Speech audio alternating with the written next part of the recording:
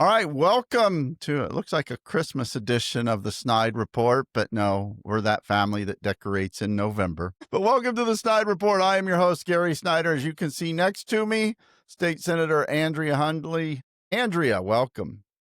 It's great to be with you. Thanks for having me on. Well, it's my pleasure. Glad we could finally get you. I've been chasing you down, trying to harass you and get you on for a while. So, our mutual friend, Robin Winston, when's she on? When's she on? And I'm like, I'm trying. You know, I But am here we are. blessed to have a full calendar and just a district that loves to see me everywhere. And in fact, tonight, did I tell you where I was coming from? I just came from Crispus Attucks High School, you know, the famous Yep. one for basketball. Yep. Oscar And tonight, Robertson, right? absolutely, 3 young women who were all on their basketball team all did their signing this evening for college ball. They all got, 3 of them got full ride scholarships for college, and it was amazing. And so we had an awesome signing ceremony for them. Where are they going? To three different schools. 2 of them are going to HBCUs. None of them are going in state. So all of them are going to be traveling outside of the state, which is pretty amazing. That's pretty cool. Yeah. I didn't get a signing when I decided to play. I was a walk-on, so Hey, I got that's it. also amazing. I played And it club wasn't lacrosse. basketball. You don't want to see me play basketball. Well, Andrew, just real quick, because I am not a very good host, I don't know what Senate district you represent. I think I have an Well, idea, but there I are would only make a. 50 of us. You haven't memorized everyone's numbers? I have not, but you think I would research a little bit. I'm in District 46, which is the heart of downtown Indianapolis, the Near East Side and West Side. So I essentially have the southern third of the city.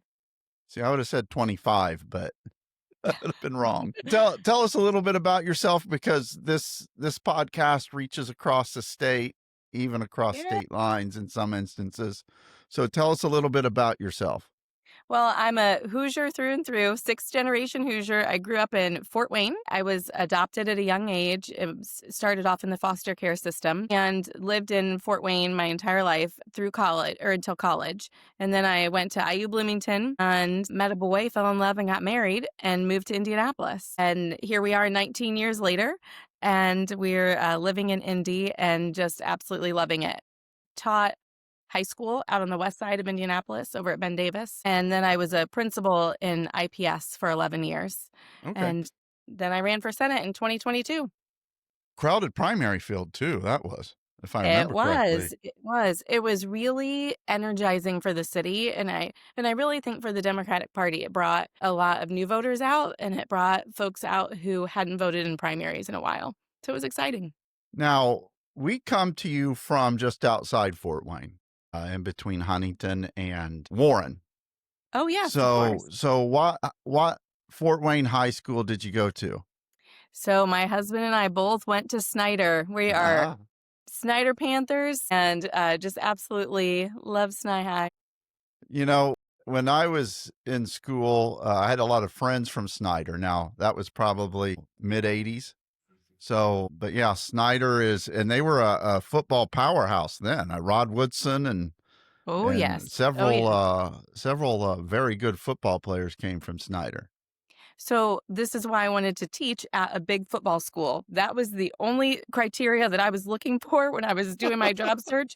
I wanted to know, do they have a great football team? Can they win championships? And that was why Ben Davis was at the top of my list. And I had several students go on to play both college ball and then pro.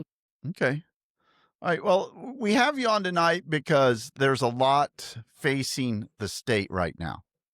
And I think at the forefront right now is redistricting. The governor had called for a special session. The legislature said, well, we'll just hold off until December 1st and make it part of the regular session. So as we head into, I don't want to call it a special session, but it kind of is. Redistricting as at the top of all Republican minds right now. I think we just had a state senator today that came out and said she's against it. So people are choosing sides. How do you see redistricting right now? It's interesting because it's really shifting and changing day by day, whether or not Indiana is going to get into this fight to rig our electoral maps for Congress. And it really isn't true redistricting, right? Because in Right. Indiana, historically, that's happened once every 10 years. Mhm. And we've done it after a census and made sure that there's a process of hearings and looking at the number of voters in each district and seeing maps. Well, no one has seen a map. People have talked about a map. We know that there are two There's districts. a lot of them out there. I There's mean, a lot. and There's a a lot of examples lot. out there, right? And we know that there's two targeted districts. And so one of them is Congressional District 7, which is right here in Marion County, in the heart of my Senate district. And so we're looking at just completely breaking us apart so that there will no longer be a Democrat representing us in Congress. And it's interesting because the Senate is really holding the line on this. And we joke a lot during session between, our friendly rivalries between the House and the Senate, and we remind our House colleagues, we're the upper chamber and, the Senate, we're the big kids in the room. And it's sort of this, typically this playful banter that, happens between chambers. But now I'm really feeling it. I mean, I really feel like the Senate is proving that we will hold the line when it comes to rules, when it comes to decorum, and when it comes to democracy. So I'm really proud of my colleagues who have been flat out saying, no, doesn't matter what party is trying to gain more power. This is never the way to do it. Because they are, every map they all look a little different. But most of them divide Indianapolis up into 2 or 3 different districts. A district that right now is represented by Congressman Carson, a great friend of the show, a longtime sponsor of our newsletter that goes out every morning to over 100 and almost 20,000 people now.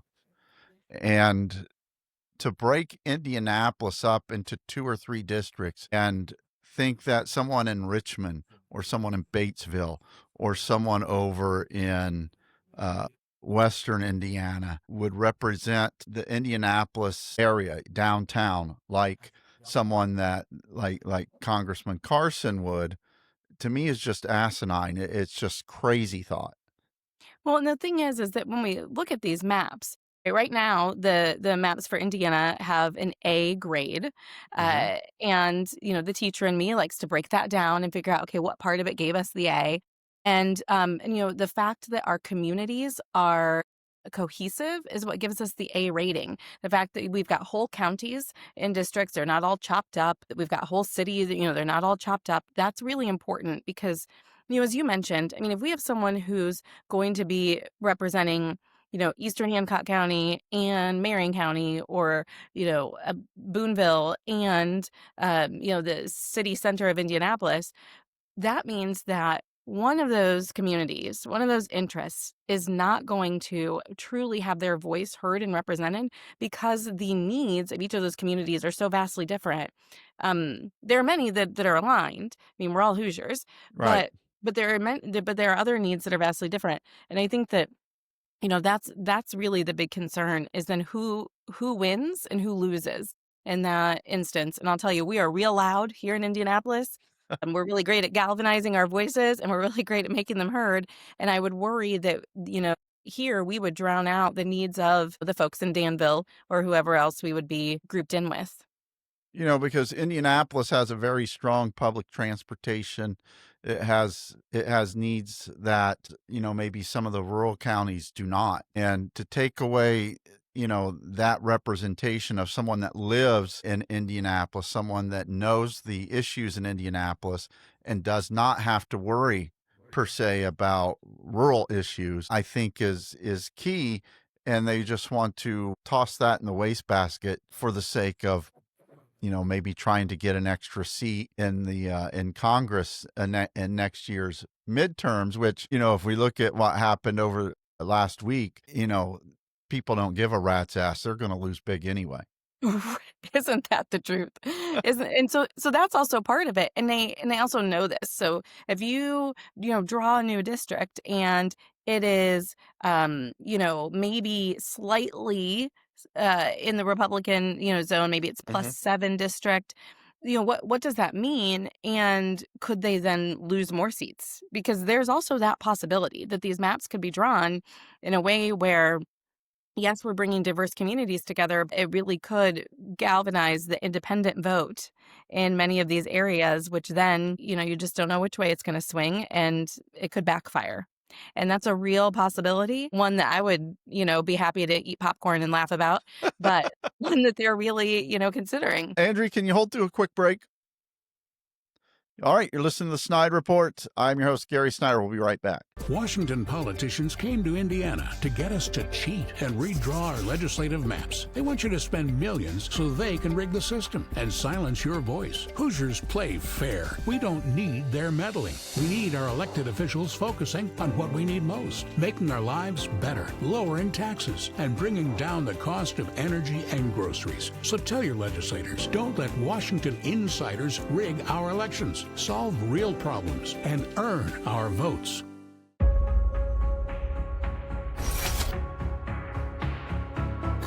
All right, this is the part of the Snyder Report where we thank our sponsors, and we have a growing list. So let's start with Robin Winston.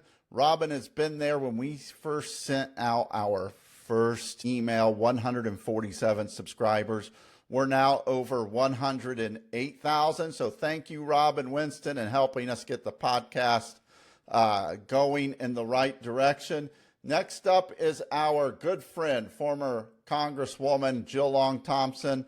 Her book, Across the Aisle, Why Bipartisanship Works for America. Get that anywhere you buy your books. Also, former two-term governor, two-term U.S. Senator Evan Bayh.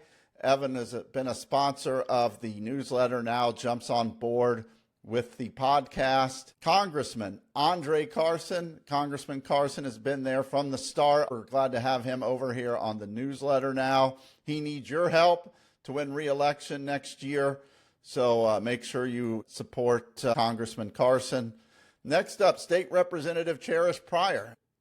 Cherish has been there from the start on the newsletter, joining us on the podcast now. So is State Senator Greg Taylor. I want to thank Senator Taylor for all of his support through the years. Next, we have a couple of new sponsors. First up is Indiana Citizen.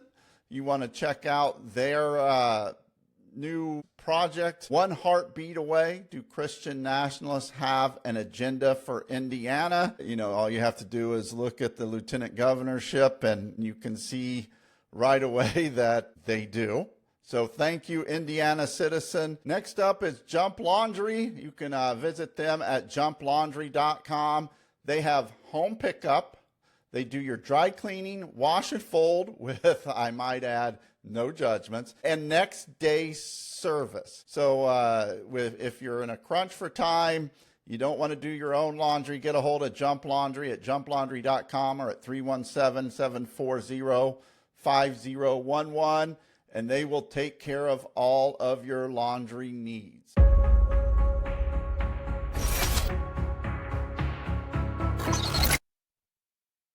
Welcome back to the Snyder Report. I'm your host, Gary Snyder. As you can see, tonight we're speaking with State Senator Andrea Hunley. Say hi. Hello, everyone. Good to be with you. Before we went to break, we were discussing redistricting. As it sits now, do you think, where does redistricting fall right now? Is it going to happen? Because I'm a pessimist on this. I think it's going to happen. There's no way it's going to stop. That Trump train is rolling through Indy, and these state senators will cave faster than a rusted out Walmart lawn chair, which some of them have already. And when you see some that have, like Alding up in Lafayette and Tippecanoe County, you kind of scratch your head. What do they have on him to make him cave like that? Because he was always seen as one of the centrists. And is it just the threat of a primary? I don't know. But where do you think it stands right now? There's a full court press happening. I mean, there's a full court press. And right now, these super PACs are pouring in and they're putting out text messages. One of the senators today said even her 14-year-old grandson got one of the text messages. They are really working hard to change votes. And I'm really hoping that our Senate colleagues continue to hold the line, but I don't have a crystal ball, so I can't tell you. But I will say that the full court press is definitely on. And, this is just really, really problematic because, again, the teacher in me is like, this is just straight bullying that's happening. From DC, we need to be standing up to make sure that whoever is in power in DC, no matter the party, that they know that as a state, we believe in home rule. We believe in the independence of our own government here in the state, and we need to stand up and say that. I think this is a real slippery slope. And the other thing, too, is where does it end? I mean, you look at states like North Carolina, where they've redistricted something crazy like 7 times in the last 9 years, or, it's just nuts. And so is that what we're going to do now? Every time we're upset with the vote of a congressperson, then we're going to redraw their district and, as a consequence to them, and then get them out? Are we going to switch every time some new party's in power? Just where does it end? And I think that that's also the question, is what type of a precedent are we going to set with this? So one side or the other needs 26 votes. It's true. There's 10 of you, 10 Democrats. You picked at least one Republican up today. So what's your strategy? What's the strategy of Indiana Democratic Senate caucus to stop this? Because you are a super minority. They don't even have to let you in the building to do this. It's true. I mean, they could absolutely do this without us. But I will tell you that our key strategy that we've been doing since August has really worked. Because remember that we learned about this, and that request was made in August when everyone was, sent out to D.C., everyone in the Republican caucus, I wasn't invited, sent out to D.C., and, offered gilded china and whatever else they get out there, and then given, this opportunity to screw over Indiana. So that happened in August. Well, what we've been doing as a caucus is we got really strong on messaging, and we activated folks from all 92 counties who have been showing up, who've been calling, who've been emailing, who have been writing letters, who've been signing petitions, and who have been making sure that their voices are heard, whether that's protest format, whether that's coming to the State House. And so we have been working very hard to keep it in the news, which is really hard to do in these 24-hour news cycles. But every day, there's so much happened nationally. I mean, yes. How do you get redistricting or rigging Indiana's maps in there when you got Trump and the Epstein files icon today? I mean, you're fighting that news cycle. We are, but I'm going to tell you what, I'll put our comms team up against anybody, because we have been getting national attention here in Indiana, which I want to point out was not happening in other states. People didn't even know that certain other states were considering doing redistricting, but they knew about Indiana's because of the work that we've been doing to communicate. And so I really do think that we have slowed this Trump train down. I mean, from August to now, I mean, you see that, we're closing in on December and we still haven't gone in yet. And, I'm not saying that it was all the Democrats. What I am saying is that we did help to build coalitions and to build this consensus to shake up the system, which is what we do and what we do really well. And so I'm proud of that. And then now we are slowing down. And we are making sure that the colleagues in the majority can have some of their own internal conversations without our noise getting in the way. And I think that that's also playing it smart, right? This is 3-dimensional chess here. And so I won't say any more because there's a lot going on in the background. When you hear Mike Braun talk and some of your state senators and even some of the state reps and their excuses for being for redistricting, you kind of scratch your head and go, what in the hell are you talking about? When you hear your colleagues, both either the governor, we'll just leave the lieutenant governor out of it because he's batshit crazy the way it is. No one pays attention to him. But when you hear the other state senators, state reps, even the governor twist and contort like a pretzel to come up with some excuse, what do you as a state senator, what are you thinking when you hear some of this crap? Well, I'm impressed by the mental gymnastics that it takes to come up with it. I mean, I have to say, I didn't know that we had so many creatives and artists in the Republican Party. But what I will say, though, seriously about it is that it is evident that they really have no reason for doing this other than capitulating to the president. That's it. Mhm. To say that, oh, it's because Biden allowed all of these illegal immigrants to, be part of the census. Okay, well, first of all, not true. Second of all, we count everyone. And third of all, then the state made our maps and said that they were great maps, that they were fair maps, and that they were grade A maps. And so, Let me ask you a quick question. water. This is a tough one because it might be the toughest one you answer all night. Who was president during the last census? That is a great question. Who was president? Donald Trump. Okay. Jim Banks gets confused sometimes. Oh, he All right. I'm does. sorry. Go ahead. I sorry to interrupt. But yes, yes, you are absolutely right. And so this is this piece where we know how a census works. And then you've got this other argument that is, well, Democrat states are doing it. Not all of them. Yeah, not all of them. And also, what did your mom used to say to you? Well, if your friends jump off a bridge, are you going to do the same thing? It's our job to hold the line for Hoosiers. That is what we are sent to do. That is what we are paid to do. We are not paid to look at what's happening in California or Kentucky or Maryland. That's not what we're paid to do. We are paid to work hard for Hoosiers. And so that's what we should be doing. Kansas Republicans held the line. They sure did. If Kansas can do it, Indiana can. They also have a Democratic governor. That's true. That's true. Real quick, is there anything else you wanted to cover on redistricting? Heaven help us that we figure this out soon, because we need to move on to the real work. I mean, I have to tell you, this has been a true distraction from the fact that we are filing bills right now. We've got to work on, the utility bills are just out of control. And so we're looking at several different pathways or solutions during session. Well, that takes time. It takes research. It takes resources from our legislative services agency that does, our research and figuring out, well, what would the actual cost of this be? What's the impact? All of these things are the work that we're sent to do. But this redistricting fight is just distracting from that. As you head towards the session, it starts December 1st for you guys.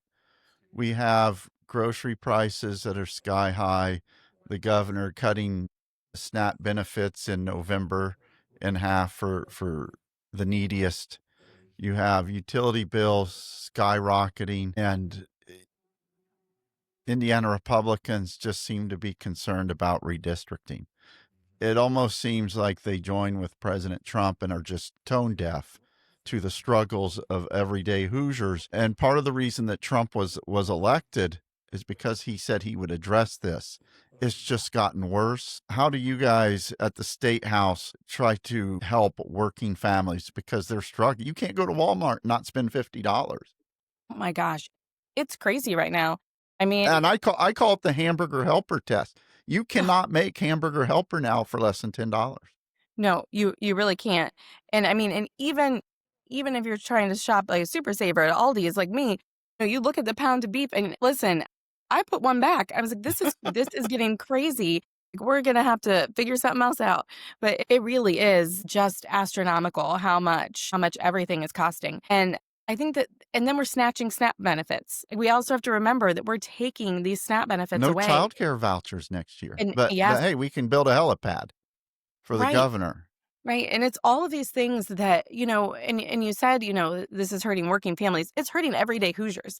And I think that that's the thing, is that we tend to forget when we're talking about these issues that the people in the 1% who, get the tax breaks, they are not our everyday folks. But the rest of us, here I am, a state senator and a mom, and we use SNAP benefits during COVID. Right? Everybody at our school did. We all use SNAP benefits. And so I think people don't realize that, it's your neighbor that you're taking, Veterans, benefits away from. elderly, children. Yeah, absolutely. Absolutely. And so I think that we have to remember that, this is about every single one of us. And when we look at that, to get to your question about what is it that we're doing, especially this session, to really put this Band-Aid on, to really make sure that we're using government the way it should be used, which is to help families. We're looking at the utility bills, how we can lower those costs. We're looking at the cost of the healthcare. I mean, it is just It's going through the roof. astronomical. It And is. with the subsidies now going away, and you have Medicaid being cut for everyone, people being kicked off Medicaid, people are going to die. And I hate to be, I don't say that facetiously. People will die. If I had no insurance, I would not be able to afford my medicine that helps me function every day. And most people are like that right now. One of my constituents, her bill is going from, because of the Affordable Care Act subsidy going away, she was paying $120 a month for health insurance, and now it's going to $2,200 a month. She can't pay that. Who No. can pay? I mean, there's just no way. No. There is no way. And so now she's really deciding, like, can I afford insurance? And this is going to have a real impact on our hospitals, because we have to remember that, everyone who comes into the hospital has to care for them. And we're looking at, one of our rural hospitals said that 94% of the folks who pay out of pocket actually never pay their bills at their hospital. So how are they going to sustain then? If now we're putting more folks on the rules to be private payers, it's just not going to happen. And so they're not going to be able to sustain. We're looking at about 260,000 Hoosiers that are going to lose their health insurance. It's a lot of folks who are really going to be in dire straits and desperate for additional support and help. And we also have to remember, there's this myth out there that people are just getting these benefits for free, or that they're not working, or You have State Representative Jim Lucas, I think he calls him feral. it's just ridiculous, It's right? disgusting. It's just disgusting. And we know that folks are working. Most of them are working now. It's going to have to be 80 hours a month that they have to work, and they have to renew their eligibility every 6 months. Well, if you have to refile this paperwork every single 6 months, like clockwork, we know that people are going to lapse on that, and then their healthcare is going to fall by the wayside, and they have to apply all again. I mean, the system has been set up so that people will not be covered. All right, before we let you go, Andrea, give us some good news. Tell us something good. The good news. The good news is that the kids are all right. The good news is that we have some great things happening with youth right now. And I think that everyone needs to pause, find a teenager who is doing something great, and just praise them. They need some additional love and support, but if you are looking for it, you will find it. I mentioned the girls who have their signing at Addicts High School. We have wonderful swim teams that are going on right. But then also we've got kids who are artists who are putting on great performances in the community. And all of these things are the things that us everyday folks care about, right? That as we're running, between meetings and in between work and clocking in and clocking out, right? At the end of the day, we do all of this for our families. We do all of it so that we can slow down and enjoy those moments. And so the good news is that if you look for the good, you can find it. Thank you. Thanks a lot for joining us tonight. I am Gary Snyder. She is not. She is State Senator Andrea Hunley. This is the Snyder Report, and we are out.